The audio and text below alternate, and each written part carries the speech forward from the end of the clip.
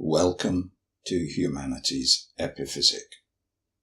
As stated in my last video, The Vivid Universe, this video is about the four elements and how they arise from the two complementary components of life, consciousness and creative will, otherwise known as yin and yang. It has been about a year since I made The Vivid Universe. I hope to get this video made much sooner, but its subject matter, and that of many which I plan to make in the future, are better illustrated with 3D animations.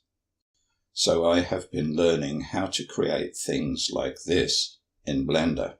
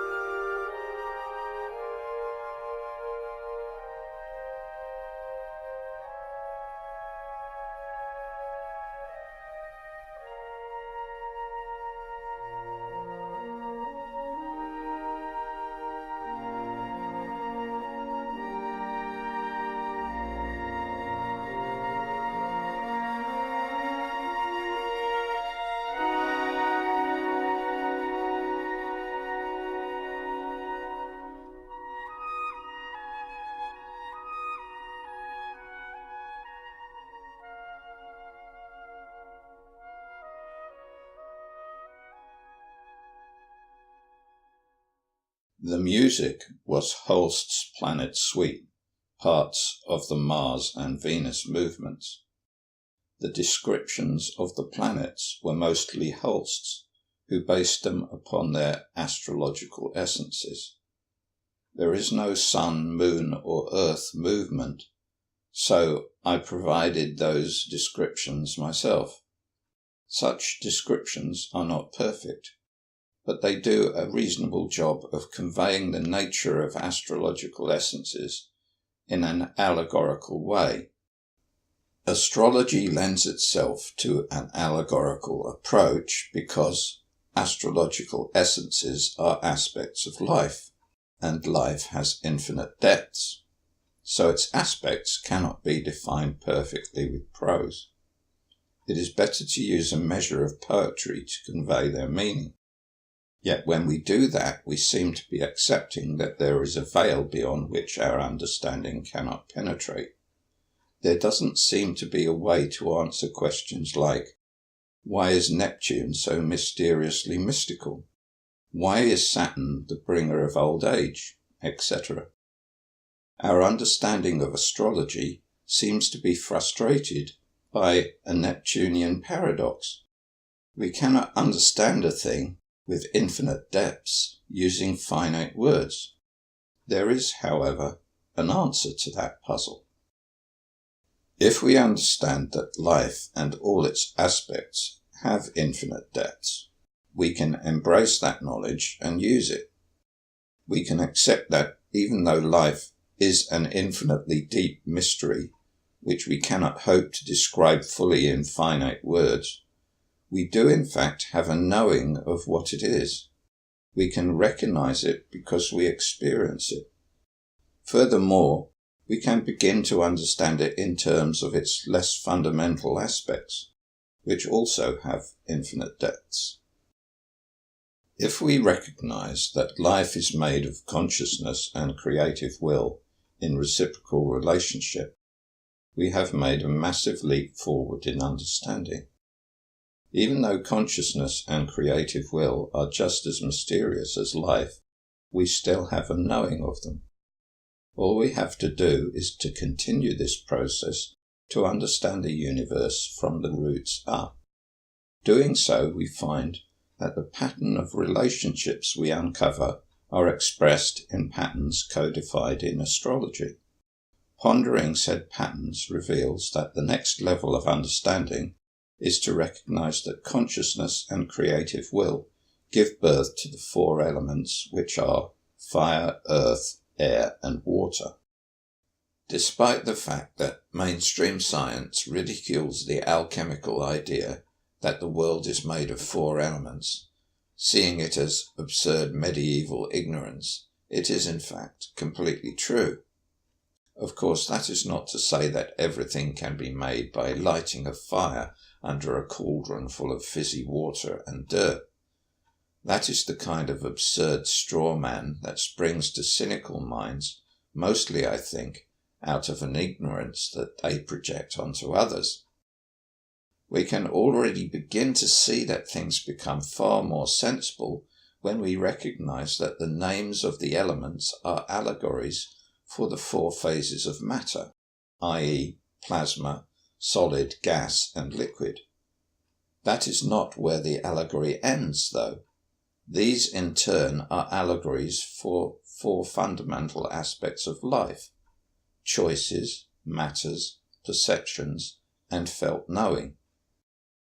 When we understand that the four elements are the next level of complexity above yin and yang, a question naturally arises. How do those four aspects of life arise out of yin and yang? We can observe the patterns apparent in astrology to help us see the answer. In the signs of the zodiac, we can observe that there is a cycle to the four elements that is nested within the greater cycle, that is the whole zodiac. I will probe more deeply into this issue in my next video, but for now I want to point out that this pattern is one of constant change. There is a progression to it. Starting with the real first sign of the zodiac, which is Leo, not Aries, we can see that fiery passions derived from feelings energize our choices, and these result in material realities that we experience via our senses.